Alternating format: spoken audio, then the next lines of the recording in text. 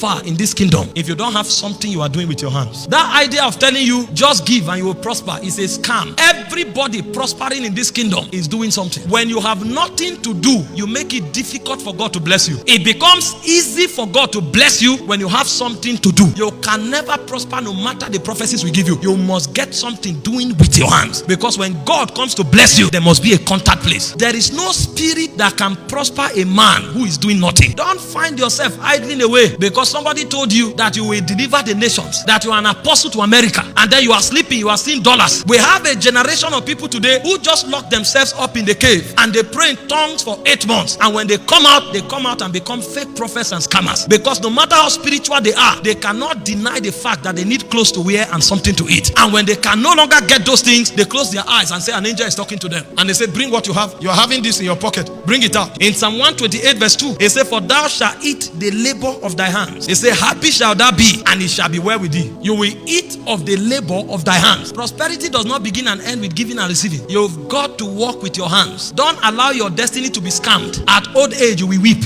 In Proverbs 16 verse 3, it says, commit thy works unto the Lord, and thy thoughts shall be established. In Proverbs 21:25, it said, the desire of the slothful killeth him. It said, for his hands refuse to labor. For the man that labors, he said, his thoughts shall be established. He said, but for the slothful, his desire will kill him, because his hands refuse to labor. You want to walk in honorable and true prosperity, you must find something doing with your hands. That's the foundation of prosperity, and prosperity with integrity. I told you from the beginning, for you to prosper, you must walk by mysteries and you must walk by instructions. If you violate these instructions, you will travel from coast to coast, receive all the impartation. You will be shocked what your life will become. In Deuteronomy 28 verse 12, it said, for the Lord shall open unto thee his good treasures, the heavens, to give thee rain unto the land in his season. And he said, to bless all the works of thy hands, and thou shalt lend unto many nations, and thou shalt not borrow. So as you walk with your hands, it said God will bless it, and then you will become a blessing to many nations, and you will not borrow. But the protocol of becoming big enough to bless many nations is that there is a work of your hands that God blesses. And so if there is no work you are doing, there is nothing God will bless. In Psalm 1 verse 3, the Bible said, and he shall be like the tree, that's the righteous, planted by the rivers of waters, that bringeth forth his fruit in his season. He said, his leaf shall not wither, and whatsoever he doeth, it shall prosper. And so if you are doing nothing, there is nothing that will prosper. When God wants to bless you, he looks out for the works of your hands. And so a man who works with his hands is a man that is assured of the blessings of God. This is not just for Christians. They say, I cause my rain to fall on both the good and the evil. It's a natural law. That's why the people of the world are working hard and working smartly, and they are making wealth in life, making riches, making money. You want to be part of those whose finances are established and who have dominion in the realm of finances. You must get something doing. The second way to prosper in this kingdom is by the covenant. God has a covenant of prosperity with his people, and the covenant he had with Noah is the covenant of exemption, that you will no longer be destroyed, and while you are yet being exempted, I will prosper you. And so he gave him a code for activating that covenant. He said, seed time and harvest, cold and heat, summer and winter will not cease. That means so long as the climatic conditions are kept, if you want to prosper, keep sowing.